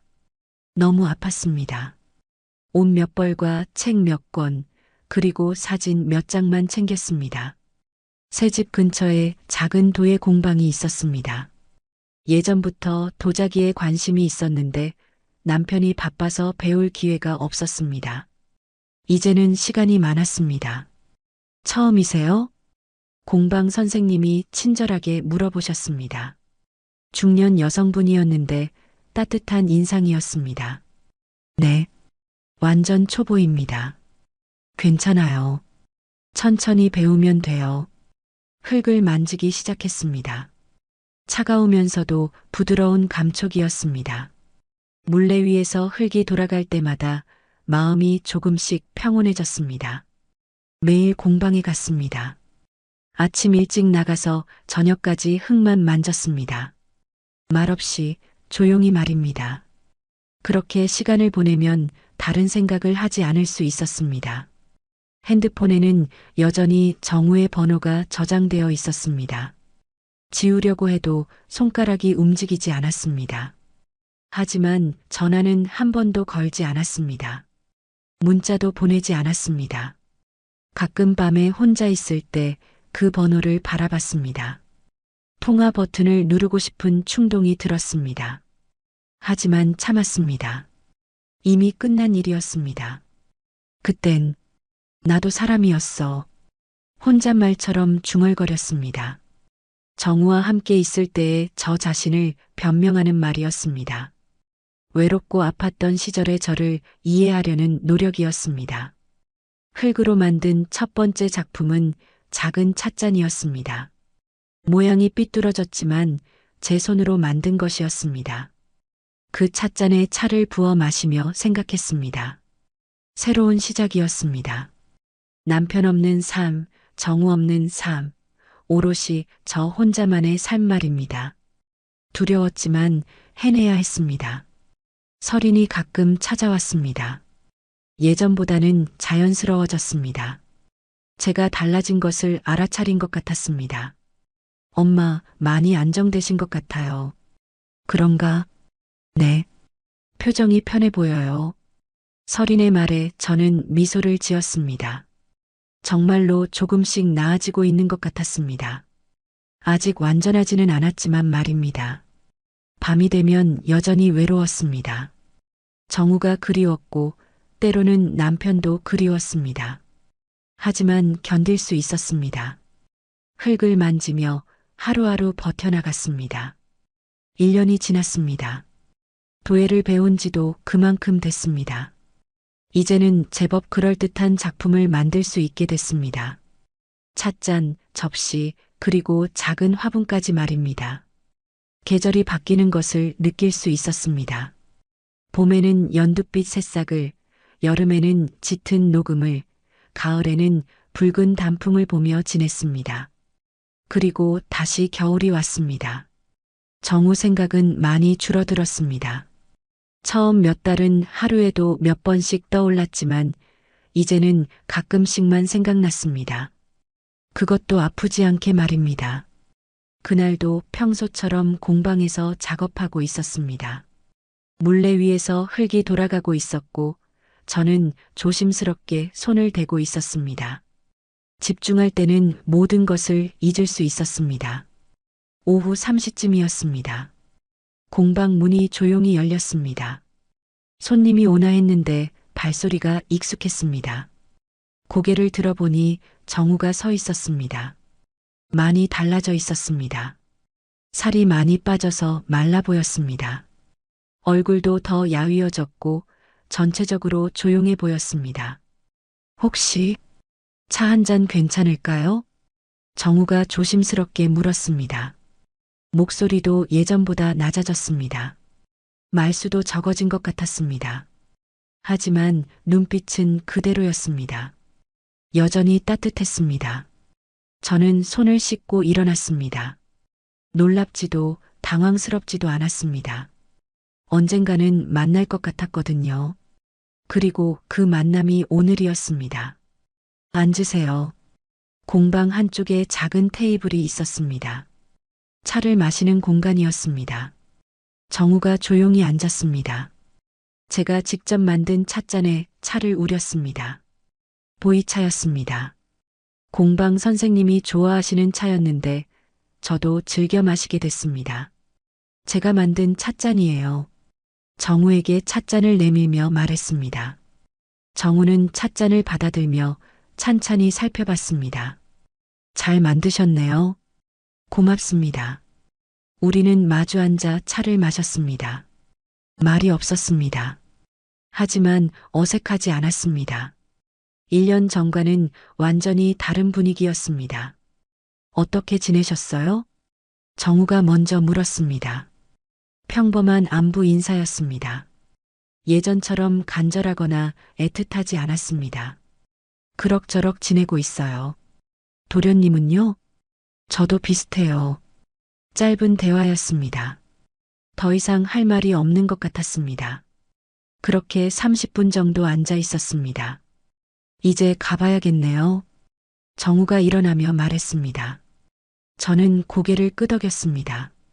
손님처럼 가끔 오신다면 괜찮아요. 제가 말했습니다. 정우는 잠시 저를 바라보더니 작게 미소를 지었습니다. 그럴게요.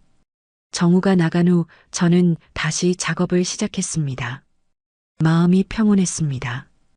1년 전 같았다면 가슴이 뛰고 혼란스러웠을 것입니다. 하지만 이제는 달랐습니다.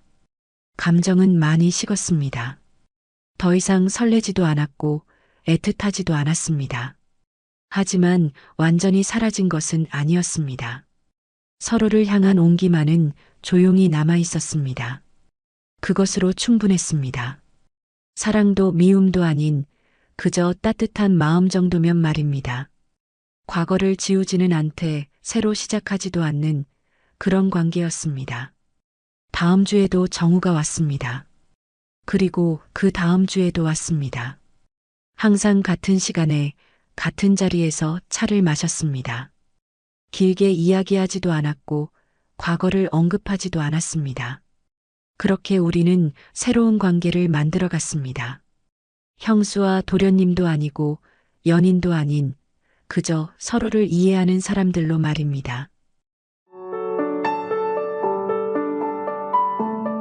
남편이 출장 갔을 때 에어컨 점검 온 58세 남성.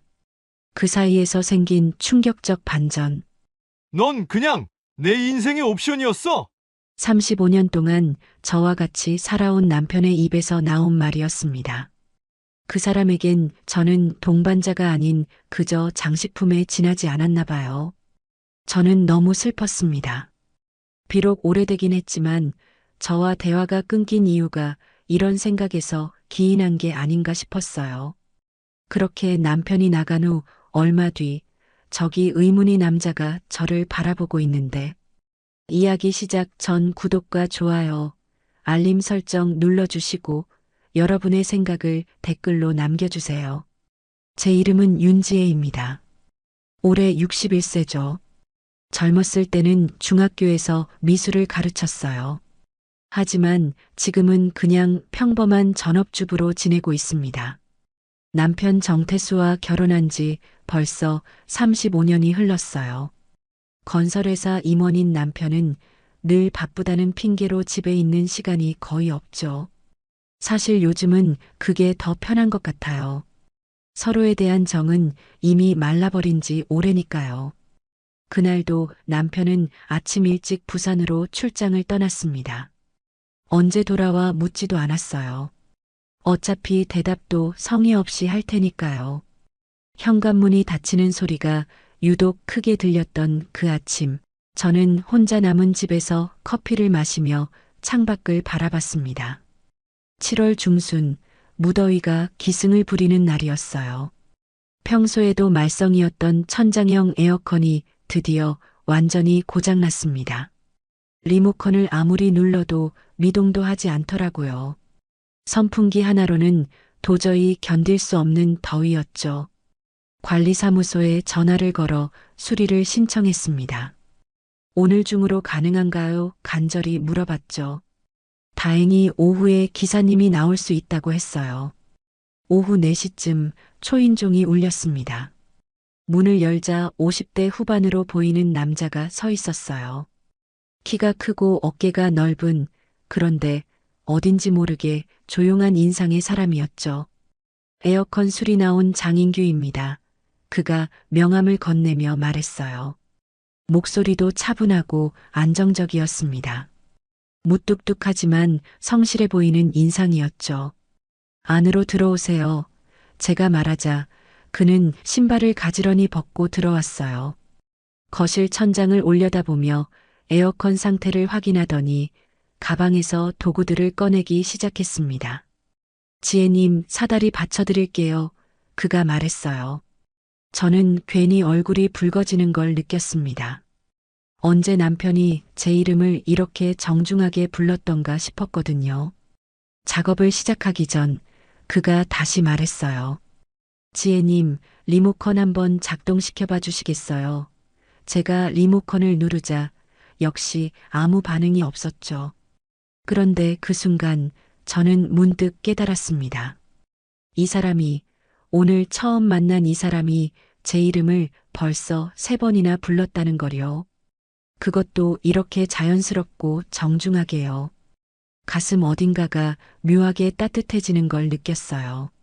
35년 동안 함께 살아온 남편보다 더 정중하게, 더 따뜻하게 제 이름을 불러주는 이 낯선 사람이 신기했습니다.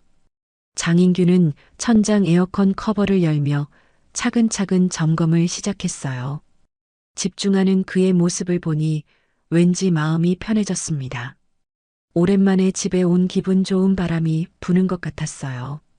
에어컨 내부를 확인하던 장인규가 고개를 끄덕이며 말했습니다. 필터가 많이 막혔네요. 고압 세척을 해야겠어요. 그는 가방에서 작은 세척기를 꺼내더니 호스를 연결하기 시작했어요. 혹시 물이 튈 수 있으니 조금 떨어져 계시는 게 좋겠습니다. 그가 조심스럽게 말했죠. 하지만 저는 호기심이 생겨서 가까이에서 지켜보고 있었어요. 언제 이런 작업을 볼 기회가 있겠나 싶었거든요. 장인규가 세척기를 작동시키자 강한 물줄기가 분사되기 시작했습니다. 에어컨 내부에 쌓인 먼지와 때가 물과 함께 쏟아져 내렸어요. 정말 더러웠구나 싶었죠. 그런데 그 순간이었어요. 예상보다 훨씬 강한 물줄기가 갑자기 튀어나왔습니다. 장인규가 아타는 소리를 내며 호스를 잡으려 했지만 이미 늦었어요. 고압 세척수가 사방으로 튀어나가기 시작했죠. 거실 벽지가 젖고 소파 쿠션이 젖었어요. 그리고 바로 옆에 서 있던 제 흰색 블라우스도 물에 흠뻑 젖었습니다. 차가운 물이 몸에 닿는 순간 아하는 소리가 절로 나왔어요. 장인규는 급히 세척기를 멈추고 사다리에서 내려왔습니다. 얼굴이 붉어진 채로 말했어요. 정말 죄송합니다. 제가 적게 했네요. 목소리에 진심 어린 미안함이 가득했죠. 그가 가방에서 깨끗한 수건을 꺼내 제게 건넸어요. 이걸로 닦으세요. 정말 죄송합니다. 계속 사과하는 그의 모습이 오히려 미안했어요. 저는 수건을 받으며 웃었습니다. 정말 오랜만에 느끼는 자연스러운 미소였어요. 괜찮아요. 오히려 시원하네요. 정말 그랬거든요. 무더운 여름날 차가운 물이 몸에 닿으니 시원했어요. 그런데 그 말을 하고 나니 갑자기 어색해졌어요. 젖은 블라우스가 몸에 붙어 있는 것도 의식이 되고 장인규와 마주친 시선도 어색했죠. 우리는 잠시 말없이 서 있었어요. 장인규도 어색한 웃음을 지었습니다. 그래도 옷이 젖었는데 그가 말했어요. 저는 고개를 저으며 정말 괜찮다고 했지만 왠지 모르게 가슴이 두근거리기 시작했어요. 이상했어요. 평범한 수리 현장에서 일어난 작은 해프닝일 뿐인데 심장이 이렇게 뛸 이유가 없었거든요. 그런데 장인규가 진심으로 사과하는 모습을 보니 가슴 한켠이 따뜻해졌습니다. 35년 동안 남편과 살면서 이런 진심 어린 사과를 들어본 적이 언제였나 싶었어요. 작은 실수에도 이렇게 정중하게 사과하는 사람이 있다는 게 신기했죠. 젖은 블라우스보다 먼저 흔들린 건 제 마음이었을지도 모르겠어요. 묘한 정적이 흘렀습니다. 에어컨 수리라는 평범한 일상 속에서 느끼는 이상한 떨림이었어요.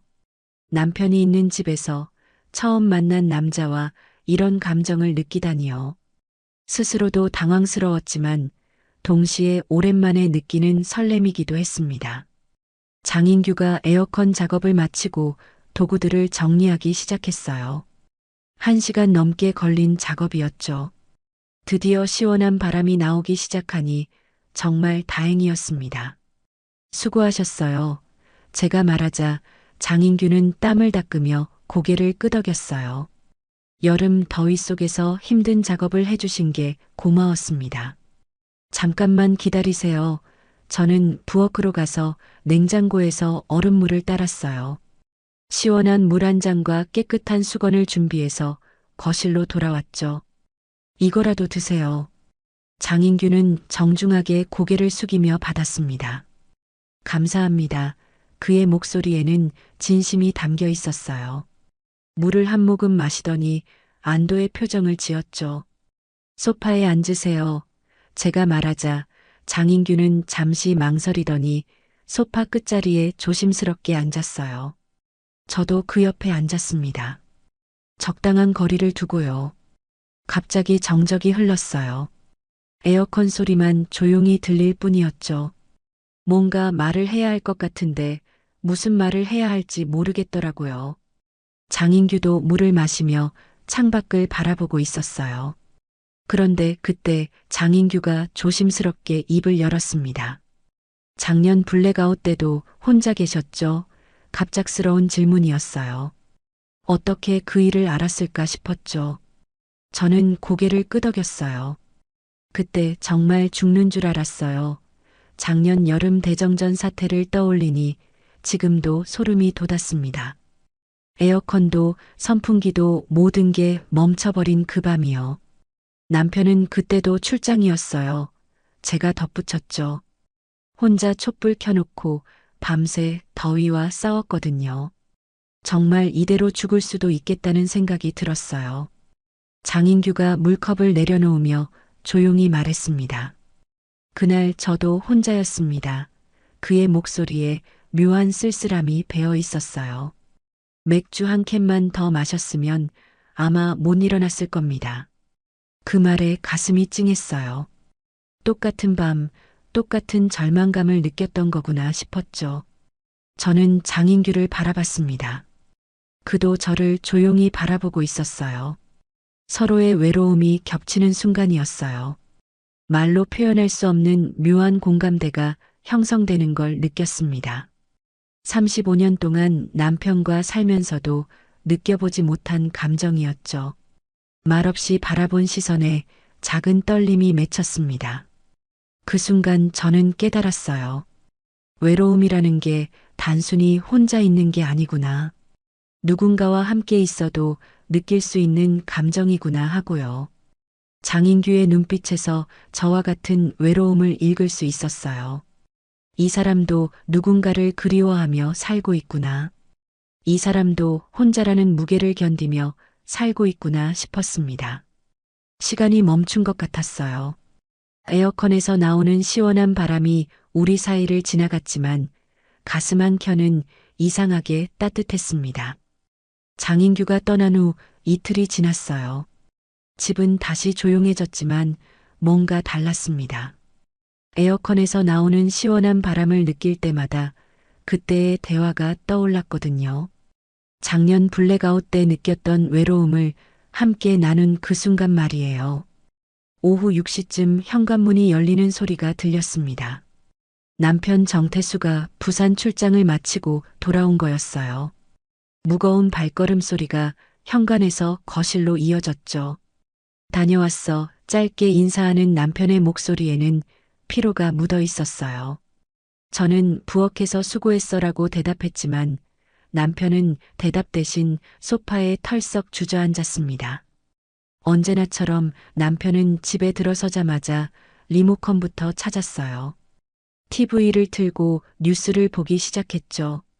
저는 저녁 준비를 하면서 남편의 모습을 슬쩍 바라봤습니다. 2박 3일 출장이었는데 인사조차 제대로 나누지 않는 게 이상하지도 않았어요. 이미 익숙해진 일상이었거든요. 1시간쯤 지났을까요? 남편이 맥주를 마시며 집안을 무심하게 훑어봤어요. 그러다 거실 테이블 위에 놓인 작은 미니 선풍기를 발견했습니다. 장인규가 에어컨 수리를 마치고 가면서 서비스로 놓고 간 거였어요. 남편의 눈빛이 변했어요.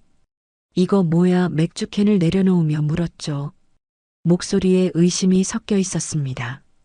에어컨 수리기사님이 서비스로 주셨어. 저는 담담하게 대답했어요. 별것 아닌 일인데 왜 이렇게 예민하게 구는지 이해가 안 됐거든요. 누가 줬다고 남편의 목소리가 높아졌어요. 남자한테 그런 걸 왜 받아? 마치 제가 무슨 잘못이라도 한 것처럼 말하는 거였어요. 저는 설거지를 하던 손을 멈췄습니다. 서비스로 주신 건데 뭐가 문제야? 평상시라면 그냥 넘어갔을 텐데 이상하게 기분이 나빴어요. 그걸 꼭 여기 놔둬야 돼. 남편은 미니 선풍기를 집어들며 말했어요. 이런 거 받으면 안 되는 거 몰라. 그 순간 저는 깨달았어요. 남편이 화내는 이유가 뭔지 말이에요. 그는 제가 다른 남자로부터 뭔가를 받았다는 사실 자체가 못마땅한 거였죠. 하지만 정작 35년 동안 저에게 이런 작은 선물 하나 해본 적이 있었던가요? 그럼 버리면 되잖아. 저는 차가운 목소리로 말했어요. 설거지를 계속하면서요. 남편은 미니 선풍기를 들고 이리저리 살펴봤어요. 마치 증거물을 찾는 것처럼 말이에요. 이런 거 받으려면 미리 말이라도 해야지. 에어컨 고치러 온 사람이 서비스로 준 걸 일일이 허락받고 받아야 해. 제 목소리에도 짜증이 섞였어요. 왜 이렇게 트집을 잡는지 이해할 수 없었거든요. 남편은 맥주를 한 모금 마시더니 선풍기를 테이블에 다시 놓았어요. 하여튼 조심해. 그리고는 다시 TV에 시선을 고정했죠. 저는 말없이 설거지를 마저 했습니다. 찬물에 손을 담그고 있으니 며칠 전 젖었던 블라우스가 떠올랐어요. 그때 장인규가 진심으로 사과하던 모습과 지금 남편의 모습이 대조적이었죠. 30년 동안 남편이 저를 이렇게 뚫어져라 본 적이 있었던가요? 미니 선풍기 하나 때문에 이렇게 예민하게 구는 남편을 보니 씁쓸했어요. 결국 그가 본 건 저 자신이 아니라 저를 감싸는 바람 하나였던 거죠. 그동안 남편은 제가 뭘 하든 관심이 없었어요. 아침에 뭘 먹는지, 낮에 어디를 가는지, 무슨 생각을 하는지 물어본 적이 없었거든요. 그런데 다른 남자가 준 작은 선물 하나에는 이렇게 민감하게 반응하다니요. 저는 행주로 손을 닦으며 생각했어요. 정말 아이러니했어요. 장인규는 하루 만에 제 이름을 3번이나 불렀는데 남편은 며칠 만에 돌아와서도 제 이름을 한 번도 부르지 않았거든요. 그날 밤 침대에 누워서도 잠이 오지 않았어요. 남편은 금세 코를 골기 시작했지만 저는 천장을 바라보며 많은 생각을 했습니다. 이게 정말 부부의 모습인가 싶었어요. 서로에 대한 관심은 없으면서 의심만 하는 관계 말이에요. 미니 선풍기 사건 이후 며칠이 지났어요. 남편과의 관계는 더욱 서먹해졌습니다. 서로 필요한 말만 주고받을 뿐이었죠. 그 작은 선풍기는 결국 창고로 들어갔어요. 남편의 눈에 띄지 않는 곳으로요. 그날 오후 답답한 마음에 단지내를 산책하기로 했습니다. 요즘 집에만 있으니 숨이 막힐 것 같았거든요. 여름 햇살이 강했지만 바람이 불어서 그나마 견딜만 했어요. 단지 중앙 놀이터 근처에 있는 벤치에 앉아 쉬고 있었습니다. 아이들이 뛰어노는 모습을 보며 멍하니 시간을 보내고 있었죠. 그런데 멀리서 익숙한 뒷모습이 보였어요. 장인규였습니다. 아마 다른 집 수리를 마치고 나오는 것 같았어요. 그는 저를 보지 못한 채 천천히 걸어가고 있었죠. 가슴이 두근거리기 시작했어요.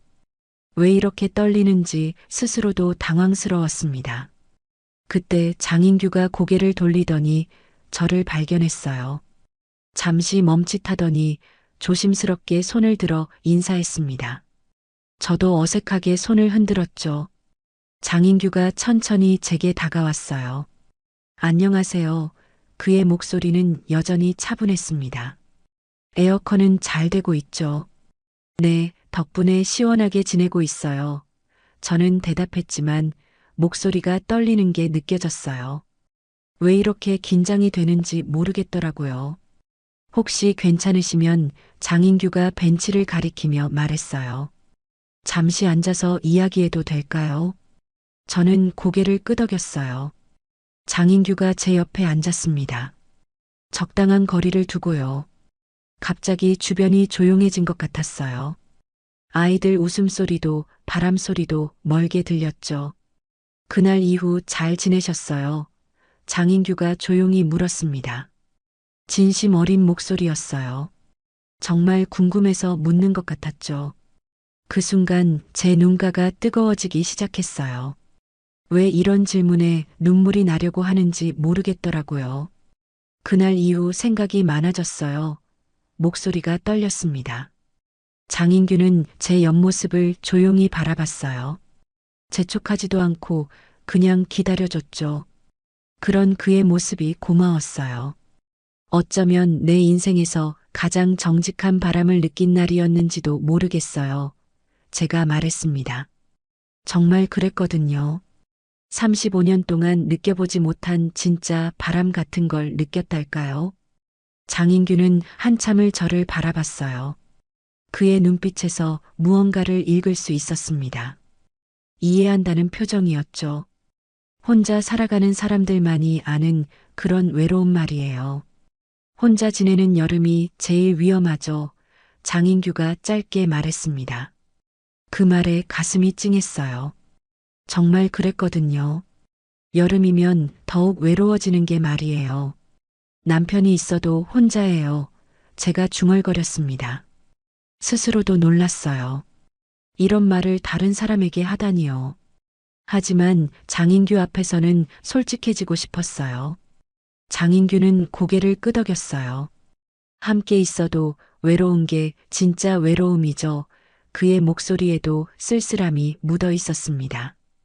우리는 잠시 말없이 앉아 있었어요. 바람이 불어와 제 머리카락을 흩날렸습니다. 장인규가 그 모습을 조용히 바라보고 있는 게 느껴졌어요. 미안해요. 제가 갑자기 말했습니다. 이상한 얘기를 했네요. 전혀 이상하지 않아요. 장인규가 대답했어요. 저도 같은 생각을 했거든요. 그날 이후로요. 그 말에 가슴이 두근거렸어요. 장인규도 저와 같은 감정을 느꼈다는 뜻이었거든요. 처음 만난